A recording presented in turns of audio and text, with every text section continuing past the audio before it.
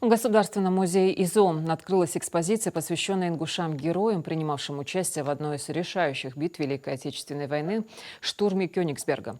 До конца года в музее планируется проводить лекции для школьников, в ходе которых покажут произведения искусства из фондов музея, документы, фотографии. Лекции приурочены к 80-летию победы в Великой Отечественной войне, которую отмечает вся страна в этом году. В общей сложности планируется проводить до 3 подобных встреч в месяц. Благодаря им школьники смогут получить больше знаний о подвигах таких соотечественников, как Шервани Кастоев или Джабраил Картоев. Принять участие в лекциях музея могут учащиеся со всех школ республики по Пушкинской карте.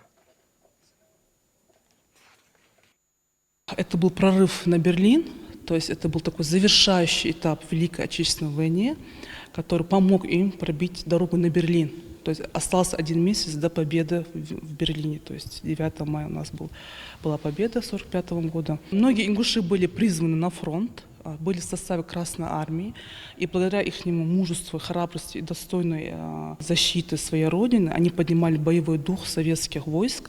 К сожалению, трагические события 1944 года, депортация, они немножко омрачили этот путь ингушских солдат, но при этом они все равно доблестно защищали свою родину.